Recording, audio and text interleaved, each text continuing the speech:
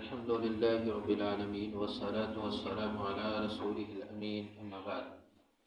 فأعوذ بالله من الشيطان الرجيم بسم الله الرحمن الرحيم رب اشرح لي صدري ويسر لي أمري واحلل عقدة من لساني يفقهوا قولي سورہ نازعات یہ مکی صورت ہے، اس کے 46 آیات ہیں۔ نازعات کا معنی ہے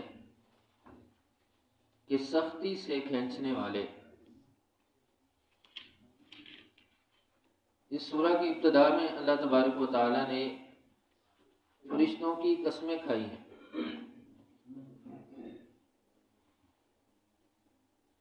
کیونکہ کفار مکہ قیامت کا انکار کرتے تھے لیکن فرشتوں کو وہ مانتے تھے۔ فرشتوں کے جو کام ہیں ان کو مانتے تھے، فرشتوں کو مانتے تھے، لیکن ساتھ یہ بھی کہتے تھے کہ فرشتے اللہ کی بیٹیاں ہیں۔ جس طرح یہود و نصارہ نے نبیوں کو اللہ کا بیٹا بنا دیا، عیسائیوں نے عیسیٰ علیہ السلام کو، یہودیوں نے عزیر علیہ السلام کو اللہ کا بیٹا کہا، اس طرح یہ بھی کہتے تھے کہ فرشتے اللہ کی بیٹیاں ہیں، لیکن ان کے کاموں کو مانتے تھے کہ اللہ کے حکم سے اگر فرشتے روح قبض کر سکتے ہیں، اس کائنات میں تیزی سے نقل و حرکت کر سکتے ہیں، معاملات کو تدبیر دے سکتے ہیں، تو پھر وہی فرشتے اللہ کے حکم سے سور پھونکیں گے، قیامت آئے گی اور سور پھونکنے پر ہی دوبارہ ان کو اکٹھا کر دیا جائے گا۔ تو پھر اس چیز کا انکار کیوں کرتے ہیں؟ یعنی باقی چیزوں کو مانتے تھے اور قیامت کا انکار تھا۔ بسم اللہ الرحمن الرحیم والنازعات، قسم ہے ان فرشتوں کی جو کھینچنے والے ہیں، سختی سے کھینچنے والے ہیں، غرقا، غرق ہو کر یا ڈوب کر، والنازعات غرقا، قسم ہے ان فرشتوں کی جو سختی سے کھینچنے والے ہیں ڈوب کر، والناشطات نشطا، اور قسم ہے ان فرشتوں کی جو آسانی سے کھولنے والے ہیں، والناشطات، جو آسانی سے کھولنے والے ہیں، نشطا، آسانی سے کھولنا۔ ان دو آیات میں نازعات اور ناشطات یعنی سختی سے اور آسانی کے ساتھ چیز کو لینا۔ نازعات کہتے ہیں کہ سختی کے ساتھ کسی چیز کو اس کی قرارگاہ سے اٹھانا۔ تو ان دو لفظوں کی کئی تفاسیر کی گئی ہیں، لیکن جو امام طبری رحمہ اللہ نے تفسیر طبری میں کی ہے ابن مسعود رضی اللہ تعالیٰ عنہ اور ابن عباس رضی اللہ تعالیٰ عنہ کی طرق سے، وہ کہتے ہیں کہ رسول اللہ صلی اللہ علیہ وسلم کا فرمان، برا بن عازب رضی اللہ تعالیٰ عنہ کہتے ہیں، بیان کرتے ہیں، آپ نے فرمایا کہ جب مومن بندہ دنیا سے رخصت ہونے لگتا ہے تو ملک الموت اس کے سر کی طرف آ کے بیٹھ جاتا ہے، اس کو کہتا ہے کہ اے پاکیزہ جان، اللہ کی رضا اور اللہ کی خوشنودی کی طرف نکل آ۔ تو وہ آسانی کے ساتھ اللہ کی رضا کی طرف نکل آتی ہے، اتنی آسانی کے ساتھ جس طرح مشکیزے سے پانی نکل آتا ہے۔ اور جو کفار ہیں ان کے پاس ملک الموت آتا ہے آخری وقت میں، تو اس جان کو کہتا ہے کہ اے خبیث جان، تم بھی نکلو، تو وہ جسم سے نہیں نکلتی، یعنی جسم کے ہر حصے میں چلی جاتی ہے اور نکلنا نہیں چاہتی۔ پھر ملک الموت اس کو سختی کے ساتھ کھینچ کر نکالتا ہے، اس روح کو جو نکلنا نہیں چاہتی،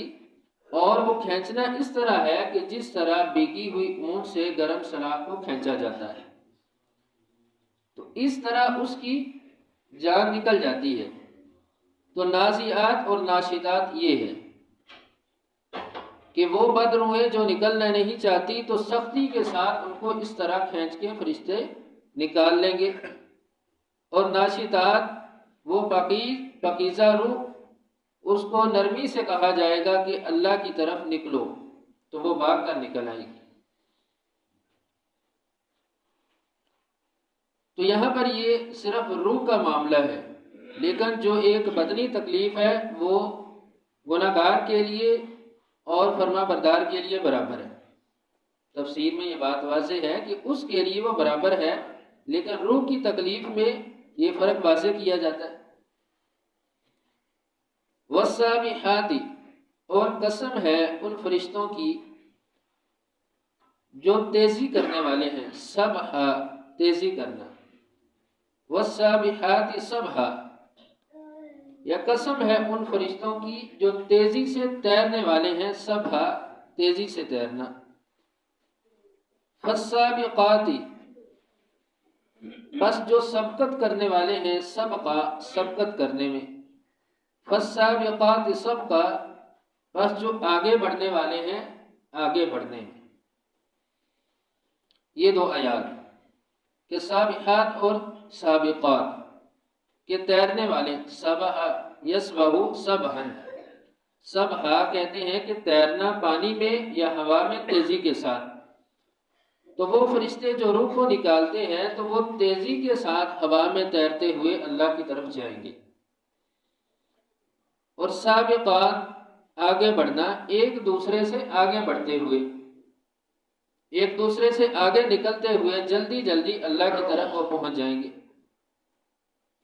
فالمدبرات بس وہ تدبیر کرنے والے امرا کام میں، فالمدبرات امرا بس وہ تدبیر کرنے والے ہیں کام میں، یا کام کی تدبیر کرنے والے ہیں، یعنی جو ان کو کام دیا جاتا ہے تو وہ فوراً اللہ تعالیٰ کے حکم کو مان لیتے ہیں۔ سورہ تحریم میں ہے کہ لا یعصون اللہ ما امرہم، کہ وہ اللہ کے کسی بھی امر کی نافرمانی نہیں کرتے، یعنی فرشتے، وَيَفْعَلُونَ مَا يُؤْمَرُونَ، جو ان کو حکم دیا جاتا ہے فوراً وہ کام کر لیتے ہیں، یعنی سبقت کرتے ہیں، بھاگتے ہیں، جلدی کرتے ہیں، اس کام کو کرنے میں تاخیر نہیں کرتے۔ تو یہ چند قسمیں ہیں جو اللہ تبارک و تعالیٰ نے فرشتوں کی کھائی صرف اس وجہ سے کہ وہ لوگ جو قیامت کا انکار کرتے تھے وہ اس بات کو سمجھ لیں کہ یوم جس دن ترجف کانپے گی الراجفہ کانپنے والی، یوم ترجف الراجفہ جس دن کانپے گی کانپنے والی۔ راجفہ کا معنی دو معنی ہوتے ہیں کہ حرکت دینا یا حرکت کرنا۔ تو یہاں پہ جو حرکت دینا ہے وہ راجع ہے کہ جس دن زمین کو حرکت دی جائے گی سور پھونکنے کے ساتھ، جب سور پھونکا جائے گا تو جو زلزلہ برپا ہوگا تو اس سے ہر چیز فنا ہو جائے گی، ہر چیز کانپ جائے گی۔ تتبعها اس کے پیچھے، الرادفہ پیچھے آنے والی، تتبعها الرادفہ اس کے پیچھے آنے والی۔ یہاں پہ تتبعها دوسری مرتبہ سور پھونکنا یہ مراد ہے کہ پہلی مرتبہ پھونکنے سے ہر چیز فنا ہو جائے گی، یعنی کانپ جائے گی، اور دوسری مرتبہ پھونکنے سے ہر چیز جو زلزلہ برپا ہوگا اس سے وہ چیزیں دوبارہ پیدا ہو جائیں گی، یعنی دوبارہ زندہ ہو جائیں گی۔ تو پھر قلوب کئی دل، یومئذ اس دن، واجفہ دھڑکتے ہوں گے، قلوب یومئذ واجفہ کئی دل اس دن دھڑکتے ہوں گے۔ کیوں؟ اس وجہ سے کہ انجام یا نتیجہ کہ کیا نکلنے والا ہے، نتیجے کی وجہ سے دل دھڑکتا ہے کہ کیا ہوگا میرا انجام، کیا ہوگا میرا نتیجہ، آج مجھے کون سا مقام ملے گا۔ تو اس وجہ سے کئی دل جو ہیں وہ دھڑک رہے ہوں گے، ان میں خوف طاری ہوگا کہ پتہ نہیں آج کیا ہونے والا ہے۔ ابصارها کئی آنکھیں، خاشعہ جھکی ہوں گی، ابصارها خاشعہ کئی آنکھیں جھکی ہوں گی۔ خاشعہ کے کئی معنی ہیں، خاشعہ جھکی ہوں گی، سہمی ہوں گی، دبی ہوں گی، ڈری ہوں گی، یعنی ابصارها خاشیہ، اس دن کئی آنکھیں جھکی ہوں گی، اس وجہ سے کہ مایوسی ہے، نتیجے کا انتظار ہے، اور یہ ہے کہ ناکامی نہ ہو جائے،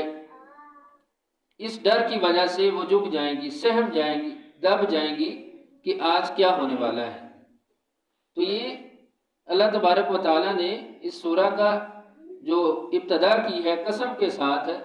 تاکہ وہ لوگ اس قیامت کو اور اس کی قیامت کی سختیوں کو سمجھ جائیں کہ وہ کتنی دردناک اور سخت اور خوفناک قیامت کا وہ منظر ہے، اتنی اس میں دہشت ہے